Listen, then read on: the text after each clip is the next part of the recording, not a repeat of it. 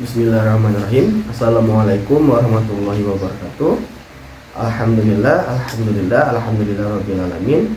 Assalatu wassalamu ala asrafil anbiya'i wa mursalin sayyidina wa maulana Muhammadin wa ala alihi wa sahbihi ajma'in, amma ba'du. Marilah kita panjatkan puji dan syukur kita atas kehadirat Allah Subhanahu wa taala yang telah melimpahkan rahmat dan karunia-Nya kepada kita semua. Salawat beriringan salam kita haturkan kepada junjungan kita baginda Nabi besar Nabi Muhammad SAW.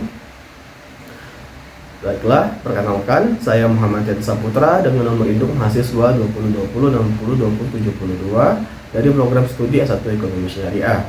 Adapun pada kesempatan kali ini izinkan saya untuk memberikan sedikit ceramah singkat mengenai cara menghilangkan riba pada dalam kehidupan kita. Agama kita ini adalah agama yang penuh akan nilai-nilai kebaikan. Allah Subhanahu wa taala menciptakan kita, memberikan kita perintah dan larangan guna untuk melengkapi kesempurnaan pahala kita kelak di akhirat. Yang pertama, Islam yang kafah. Agama Islam adalah agama yang sempurna, agama yang langsung dibawa oleh Rasulullah SAW guna untuk mengatur segala kehidupan umat manusia di muka bumi. Maka dari itu, Allah Subhanahu wa taala telah memerintahkan kita untuk memasuki Islam secara kafah, yang mana juga terkandung dalam Quran surah Al-Baqarah ayat 208 yang berbunyi, A'udzubillahi minasyaitonirrajim, ya ayyuhalladzina amanu dakhulu fis-silmi kafah, yang mana artinya, wahai orang-orang yang beriman, masuklah engkau ke dalam Islam secara keseluruhan. Adapun yang dimaksud pada ayat tersebut ialah kita diwajibkan untuk memasuki dan mempelajari Islam secara lebih mendalam, sama halnya akidahnya, ibadahnya ibadah secara Islam, keyakinannya keyakinan secara Islam, dan bermuamalah secara Islam. Dan yang kedua yaitu sistem perekonomian Islam. Sistem perekonomian Islam tentu saja telah diatur sebaik-baiknya, dan sistem perekonomian Islam telah sesuai dengan sesuatu yang halal dan jauh dari segala bentuk unsur kezaliman. Teman-teman sekalian dirahmati Allah Subhanahu wa taala, perlu kita ketahui pada saat ini telah banyak sistem perekonomian di saat ini.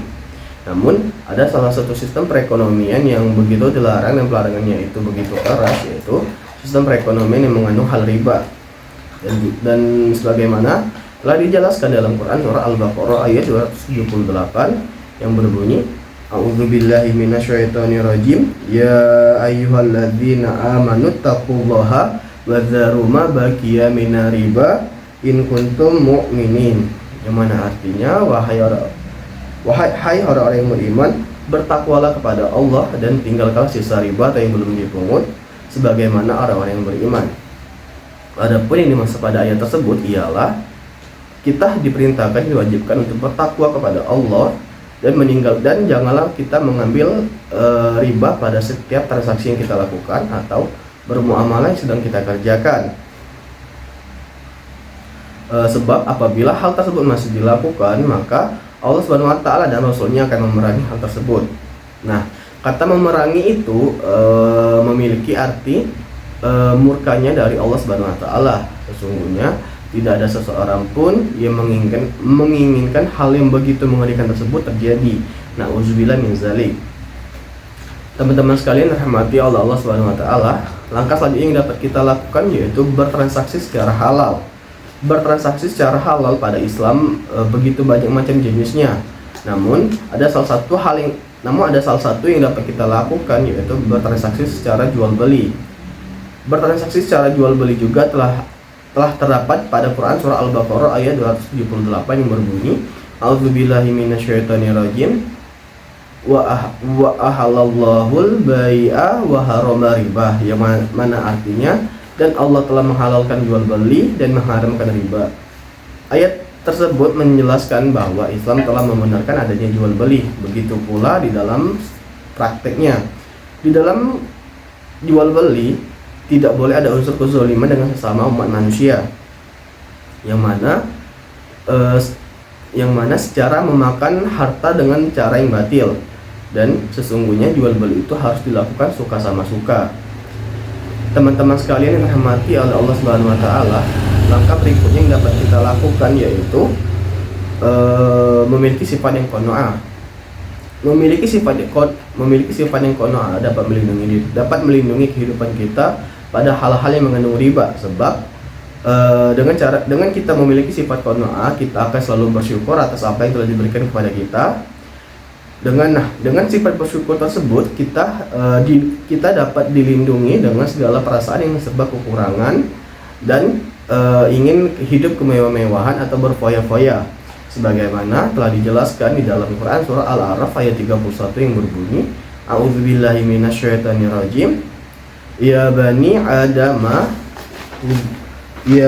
Adama khudzu zinatakum inda kulli masjidin wa kulu wasrobu wa la tusrifu innahu la yuhibbul musrifin. Yang mana artinya, wahai anak cucu Adam, berpakailah kamu yang rapi ketika hendak ingin memasuki masjid, makan dan minumlah tetapi jangan berlebihan, sesungguhnya Allah tidak menyukai orang-orang yang berlebihan. Teman-teman sekalian rahmati Allah Subhanahu wa taala, adapun langkah terakhir yang dapat kita lakukan guna untuk menghilangkan riba pada dalam kehidupan kita, yaitu kita meningkatkan level ketakwaan kita dan keimanan kita kepada Allah Subhanahu wa taala. Sebab dengan cara kita meningkatkan ketakwaan dan keimanan kepada Allah Subhanahu wa taala, maka semakin dekat pula diri kita kepada Allah. Nah, dengan hal tersebut,